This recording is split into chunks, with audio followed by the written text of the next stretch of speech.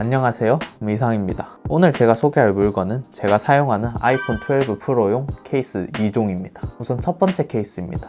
이는 맥세이프 호환 케이스로 무아진이라는 회사에서 출시했습니다. 제가 이 케이스를 구매한 이유는 맥세이프 카드 지갑을 중고로 샀기 때문에 써야 하는데 케이스 없이 쓰기는 조금 부담스러워서 케이스를 찾아보던 도중 정품 케이스는 너무 비싸서 이 제품을 선택하게 되었습니다. 가격은 16,800원입니다.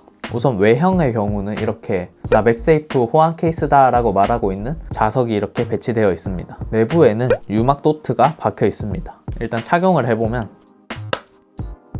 우선 첫 번째 그립감부터 얘기하겠습니다. 그립감의 경우는 조금 두꺼운 편입니다. 그리고 옆면이 동글동글해서 아이폰 11 시리즈를 쓰는 듯한 느낌을 줍니다. 이는 호불호가 조금 갈릴 듯 합니다. 왜냐하면 저는 각진 느낌이 좋아서 12 프로를 샀는데 이게 둥글둥글해지니까 생각보다 별로더라고요. 그 다음에 재질은 옆면은 말랑한 TPU 재질이고 뒷면은 변색 없는 PC 소재입니다. 그리고 유막 도트가 있다고 했는데 실버는 착용 시 잘 안 보이고 여기 사과마크 부분만 유막 도트가 잘 보입니다. 옆면의 경우 유막 도트는 잘 보입니다. 무게는 30에서 31g 정도로 조금 무거운 편입니다. 그리고 맥세이프 케이스의 중요한 기능, 자성이 얼마나 강하느냐인데 자성은 정말 강합니다. 케이스 없이 쓰는 거는 이렇게 하면 밀려났는데 얘는 힘을 엄청 줘야 밀려나는 수준입니다. 그래서 자성은 걱정하지 않으셔도 될 것 같습니다. 버튼 눌림의 경우 조금 딱딱한 편이지만 그래도 이 정도면은 잘 눌리는 편입니다. 이 스위치 버튼도 깊고 넓게 파여져 있어서 스위치를 바꿀 때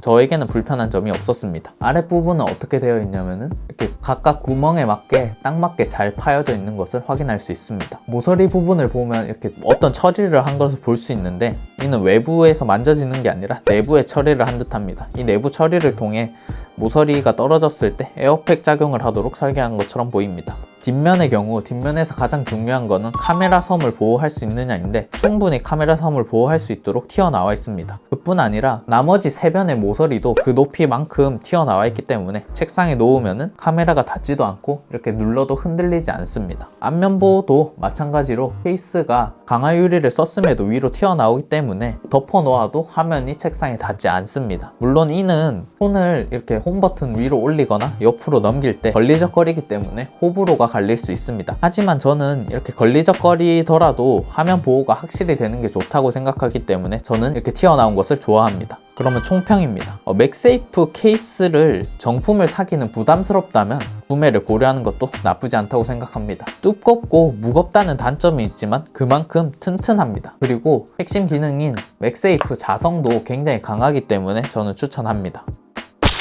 다음 케이스는 링캡 퓨전 케이스입니다. 이 제품의 경우는 매트 클리어입니다. 뒷면이 클리어, 그러니까 투명한 것도 있고 옆면이 까만색인 제품도 있습니다. 가격은 11,000원 가량입니다.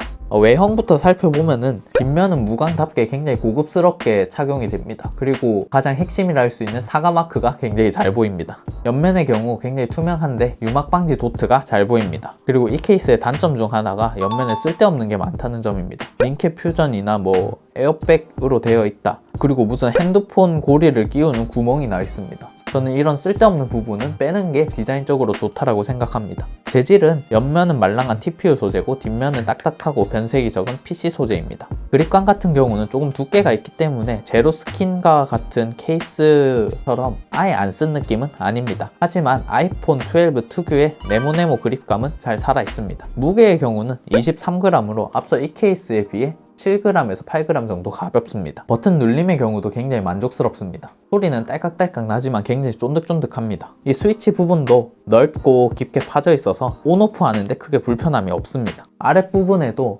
앞서 케이스와 마찬가지로 구멍에 잘 맞게 금형이 나 있습니다. 이 케이스도 마찬가지로 모서리에 독특한 처리를 해서 에어백 같은 기능을 하도록 했는데 케이스 자체가 그렇게 두껍지는 않다 보니까 이 케이스만큼은 보호는 안 될 듯 합니다. 뒷면 보호, 그러니까 카메라 보호도 마찬가지로 카메라 렌즈가 땅에 닿지 않도록 이렇게 튀어나와 있는 것을 확인할 수 있습니다. 그리고 나머지 모서리도 이렇게 튀어나와 있기 때문에 뒷면에 놓았을 때 카메라가 책상에 닿지 않고 이렇게 흔들리지도 않습니다.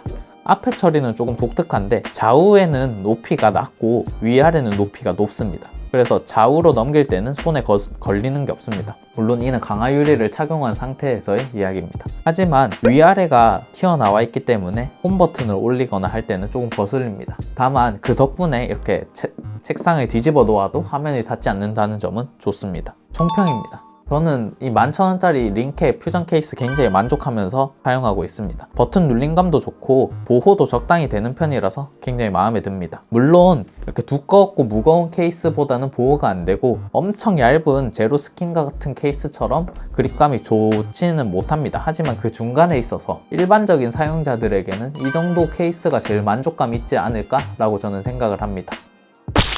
오늘도 영상 봐주셔서 감사합니다. 이 두 케이스에 대해 궁금한 사항이나 질문 사항이 있으면 댓글로 남겨주시길 바라겠습니다. 케이스를 구매하는데 조금이나마 도움이 되셨길 바라면서 오늘 영상 마무리하겠습니다. 그럼 이상입니다.